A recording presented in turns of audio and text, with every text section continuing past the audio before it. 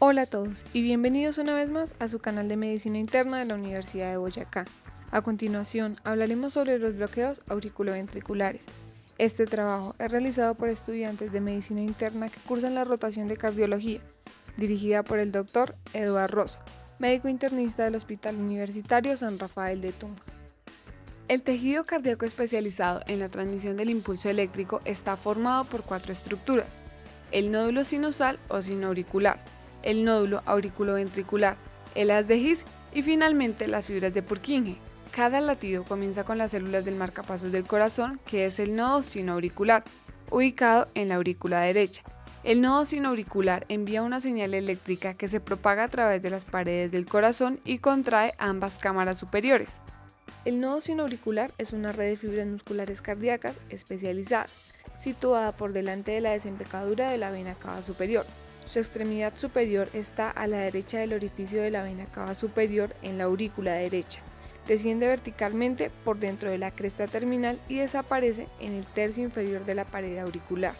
La función intrínseca de este nódulo consiste en ser la fuente de donde emana el ritmo del corazón, siendo responsable de la onda P del electrocardiograma que representa la actividad auricular. Luego, la señal se mueve a través del nodo auriculoventricular o nodo AB, donde la señal se detiene por una fracción de segundos. Este nódulo es un tejido muscular especializado ubicado en el tabique auriculoventricular, por debajo de la fosa oval y por delante de la desembocadura del seno coronario. Está situado en la pared de la aurícula derecha, en una zona triangular, trígono del nodo auriculoventricular. Transmite después de un periodo de latencia el estímulo proveniente del nodo sinoatrial a los ventrículos, a través del tronco del fascículo auriculoventricular y sus dos ramas. Cuando falla el nódulo sinoauricular, puede actuar como centro excitoconductor secundario del corazón. A continuación, la señal desciende hacia las cámaras inferiores, donde se mueve hacia abajo por el haz de His. Este es un haz de fibras musculares excitoconductoras entre el nodo auriculoventricular y los músculos papilares. El tronco del fascículo atrioventricular atraviesa el trígono fibroso derecho y se ubica sobre el lado derecho de la porción membranosa del tabique interventricular. Llega así a la parte superior de la porción muscular del tabique interventricular, donde se divide en dos ramas. Continuando con el haz de His, este se distribuye en una rama izquierda y una rama derecha. La rama derecha se extiende en forma de arco, siguiendo el trayecto de la trabécula septomarginal, lo que la conduce hasta la base de los músculos papilares del ventrículo derecho, en relación en los cuales se divide en ramos subendocárdicos. Por su parte, la rama izquierda atraviesa el tabique interventricular y se ubica en su cara izquierda, cubierta por el endocardio, localizada por debajo del espacio entre las valvas semilunares, aórticas derechas y también la posterior. Los ramos subendocárdicos, o también conocidos como fibras de Purkinje, son una dispersión o ramificación en las paredes de los ventrículos de las fibras originadas de las ramas del fascículo atrioventricular. Algunas de estas fibras toman el aspecto de falsas cuerdas tentinosas. Estas fibras en cada ventrículo permiten que estos se contraigan. Entonces, en un corazón sano, las cámaras superiores se contraen primero y luego, poco después, las cámaras inferiores se contraen. En un electrocardiograma, la contracción auricular se ve como una onda P y la contracción ventricular se ve como el complejo QRS.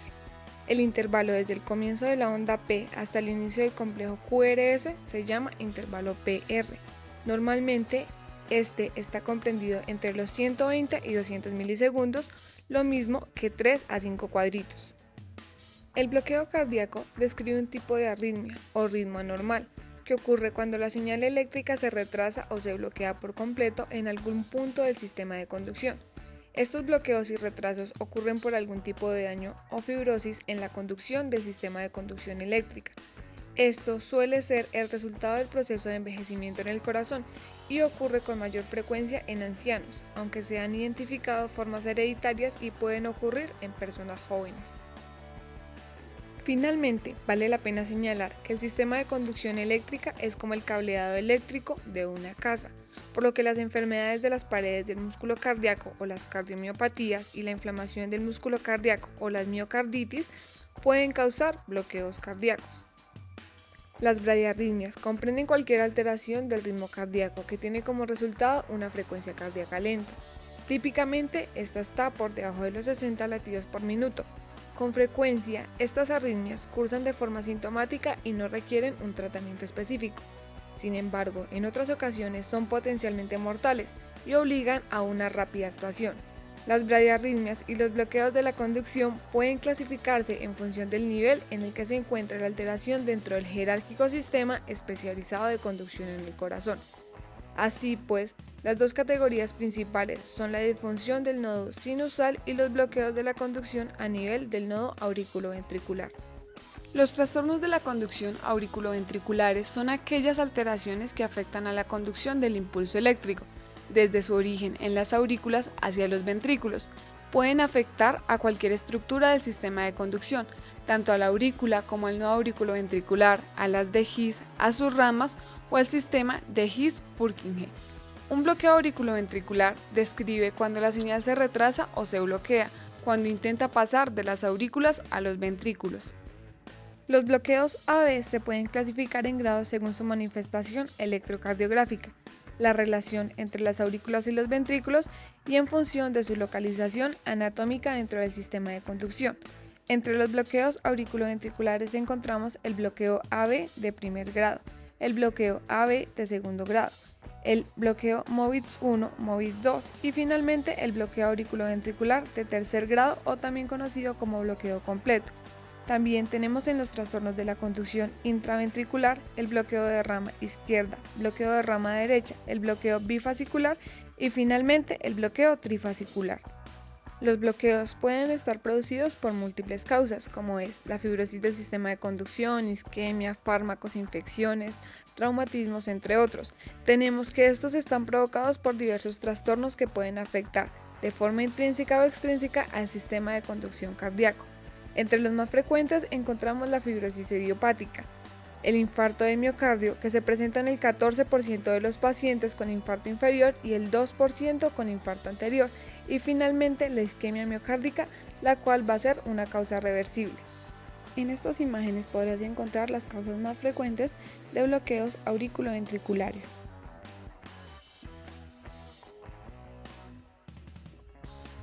El bloqueo auriculoventricular de primer grado se produce cuando la señal se retrasa, pero aún llega a los ventrículos. Este tipo de bloqueo tiene un intervalo PR superior a 200 milisegundos. Aunque estas señales se retrasan en el bloqueo de primer grado, aún la señal sigue llegando hacia los ventrículos. Este se define como un alargamiento anormal del intervalo PR. En este bloqueo se representa un retraso en la conducción de los impulsos eléctricos a través del nodo auriculoventricular y por tanto en los complejos QRS, los cuales van a ser típicamente normales a menos que se presente una alteración preexistente de la conducción interventricular como un bloqueo de rama. Este hallazgo puede constituir una variante de la normalidad en el 0,5% de los adultos jóvenes asintomáticos sin alguna cardiopatía estructural. En los adultos de edad avanzada, su causa más frecuente es la enfermedad degenerativa idiopática del sistema de conducción. El bloqueo auriculoventricular de segundo grado se produce cuando hay un fallo en uno o más impulsos auriculares, pero no de todos, en la conducción auriculoventricular. Este bloqueo de segundo grado puede dividirse principalmente en dos tipos, según los patrones observados en el electrocardiograma. El tipo 1, o también denominado MOVITS 1 o Weckenbach, y el tipo 2, denominado MOVITS 2. En el MOVITS 1, el intervalo PR se hace progresivamente más largo con cada latido hasta que una onda P se bloquea por completo. Entonces, el primer intervalo PR puede tener una medida de 200 milisegundos, luego el siguiente va a ser de 260 milisegundos y finalmente el tercero de 300 milisegundos hasta que el siguiente no llega a los ventrículos y se obtiene lo que es denominado un latido caído. Este bloqueo consiste en una prolongación progresiva del intervalo PR hasta que una onda P no se sigue en QRS, siendo el intervalo PR que sigue a la onda P no conducida el más corto. Habitualmente el RR va a ser irregular y el impulso conducido suele ser estrecho y el lugar del bloqueo a menudo se sitúa a nivel del nodo auriculoventricular por encima de las de His. Cuando la señal no llega a los ventrículos desde las aurículas o pasa un tiempo suficiente de aproximadamente 2 segundos, las células marcapasos de los ventrículos entran en juego como un mecanismo a prueba de fallos, generándose un latido de escape ventricular. La mayoría de personas con este tipo de bloqueo no presentan síntomas, pero ocasionalmente pueden referir mareos o síncope. En el bloqueo auriculoventricular de segundo grado MOVID-2 encontramos que el intervalo PR es constante. No se va a observar una prolongación progresiva y la relación de las ondas P con el QRS puede ser regular o producirse de forma ocasional y no predecible. Este se asocia habitualmente con un complejo QRS ancho, siendo la localización habitual del bloqueo infraisquiano y ocasionalmente intraisquiano. Este bloqueo tiene un alto riesgo de progresar a grados más avanzados de bloqueo e incluso puede llegar a la asistolia. Los bloqueos auriculoventriculares tipo 2A1 no pueden clasificarse de manera fidedigna como MOVID-1 o MOVID-2 mediante un registro corto de electrocardiograma de superficie, a menos que existan cambios en el intervalo PR que sugieran un mecanismo de tipo Weckenbach. La localización anatómica del bloqueo dentro del sistema de conducción puede estar en el nodo auriculoventricular o en el sistema de His-Purkinje. Por tanto, el bloqueo auriculoventricular de segundo grado de tipo 1 como el de tipo 2 pueden presentar una progresión o una regresión a un bloqueo 2A1. El bloqueo auriculoventricular de tercer grado o bloqueo completo se caracteriza por el fallo de la conducción al ventrículo en cada onda P o cada impulso auricular, produciéndose una disociación auriculoventricular completa, además con frecuencias auriculares superiores a los ventrículos. Este tipo de bloqueo puede ser adquirido o congénito. El congénito tiene una mayor incidencia en el sexo femenino. En la mitad de los casos sus madres presentaban algún tipo de conectivopatía, siendo el lupus eritematoso diseminado el más frecuente. En este, la señal está completamente bloqueada, mientras se mueve desde las aurículas a los ventrículos. En este caso, a pesar de que las aurículas pueden funcionar a 60 latidos por minuto, como si todo fuera normal, ninguna de estas señales llega a los ventrículos y estos luchan junto con los latidos de escape a velocidades muy lentas, probablemente más cerca de los 30 latidos por minuto. Este bloqueo se caracteriza porque tiene una disociación auriculoventricular, lo que quiere decir que la onda P no conduce complejos QRS. También hay más ondas P que complejos QRS. Los intervalos PP son regulares y los intervalos RR son irregulares. Estos pacientes generalmente son sintomáticos y pueden referir síncope, confusión, disnea y dolor torácico intenso.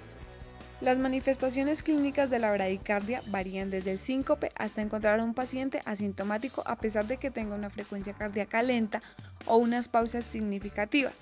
En la evaluación inicial del paciente con bradicardia debemos centrarnos en la interrogación de los antecedentes de enfermedad cardíaca, también en la medicación previa y en síntomas tales como son el mareo, dolor torácico, disnea o palpitaciones, el fallo cardíaco, síndrome coronario agudo o la coexistencia con las taquiarritmias. Es fundamental realizar una adecuada exploración física en busca de signos de insuficiencia cardíaca, soplos, valorando minuciosamente la tensión arterial, la frecuencia cardíaca y finalmente la saturación de oxígeno. En las pruebas complementarias, en primer lugar, encontramos el electrocardiograma de 12 derivaciones, el cual nos permite valorar la presencia de ondas P y su relación con los complejos QRS, así como el ancho del mismo. En la radiografía de tórax nosotros podemos valorar indicadores de cardiopatía y también signos de insuficiencia cardíaca. En el análisis de sangre nosotros necesitamos la bioquímica y el hemograma. Finalmente, es importante verificar si hay ausencia de trastornos hidroelectrolíticos y realizar una correcta valoración de las hormonas tiroideas y los niveles de los fármacos bradicardizantes. La monitorización electrocardiográfica se debe realizar para aquellos pacientes que describen síntomas que pueden corresponder con una alteración puntual y que en el momento de la evaluación inicial presentan un electrocardiograma que no muestra alteraciones significativas. Se debe realizar una monitorización mediante el electrocardiograma, con el fin de detectar inmediatamente una alteración que pueda dar el diagnóstico definitivo y permitir un tratamiento de forma precoz. El diagnóstico diferencial es importante realizarlo, puesto que su tratamiento implica la necesidad de implantar un dispositivo de estimulación cardíaca. El diagnóstico diferencial debe ir encaminado a excluir la presencia de causas reversibles de bradicardia que pudieran no hacer necesaria la estimulación cardíaca a largo plazo. Las principales causas son la hiperpotasemia y los fármacos, los cuales una vez resueltos pueden conducir al restablecimiento del ritmo cardíaco normal. Es necesario el tratamiento emergente para aquellos pacientes que están en situación de parada cardíaca, hipotensión, en la cual la tensión arterial sistólica va a estar menor a los 90 milímetros de mercurio o una caída de más de 40 milímetros de mercurio respecto a la tensión arterial basal. También que tengan signos de bajo gasto cardíaco, hipoperfusión cerebral o edema pulmonar agudo. En estos pacientes las medidas van encaminadas al restablecimiento del ritmo cardíaco y también a tener un gasto cardíaco normal. Para ello se deben considerar 6 pasos importantes. El primero es asegurar la vía aérea y tener un aporte adecuado de oxígeno. El segundo es un acceso venoso periférico. El tercero es administrar 1 miligramo de atropina endovenosa, repitiendo la dosis hasta un máximo de 3 miligramos. El cuarto paso es administrar isoprotenerol endovenoso en dosis de 0,2 miligramos, seguido de una perfusión continua, ajustando la dosis en función de la respuesta cronotropa. El isoprotenerol debe usarse en pacientes que permanecen inestables tras la atropina como terapia puente a marcapasos transitorio definitivo. El quinto paso es la colocación del marcapasos transitorio, en los casos indicados. Si no está disponible o no se domina la técnica, se deben colocar palas de marcapasos externo y asegurar la captura ventricular. En la mayoría de los casos será necesario la administración de sedación y de analgesia. Finalmente, se debe buscar las causas corregibles como son las alteraciones hidroelectrolíticas y los fármacos como pueden ser los bloqueadores beta-adrenérgicos, calciantagonistas, digitálicos, hipotiroidismo, hipotermia, entre otros. Del tratamiento urgente se beneficiarán aquellos pacientes bradicárdicos en situación de gravedad que no cumplan los criterios de inestabilidad hemodinámica expuestos en el apartado anterior. Acá vamos a encontrar primero el ingreso en unidad coronaria, como segundo la monitorización estricta con disponibilidad inmediata de atropina para administrar en caso de que sea necesario. Finalmente, se tiene que evitar colocar marcapasos transitorios en pacientes que no tengan deterioro hemodinámico franco y sin riesgo de progresión a asistolia. En cuanto al tratamiento a largo plazo, se debe valorar y tratar las causas desencadenantes y evaluar la indicación de marcapasos definitivo en bradicardias sintomáticas y en bloqueos auriculoventriculares completos, presenten o no síntomas. Gracias por acompañarnos el día de hoy. Si te gustó este y otros videos de cardiología, no olvides darle like, compartir nuestro video y suscribirte al canal. ¡Hasta pronto!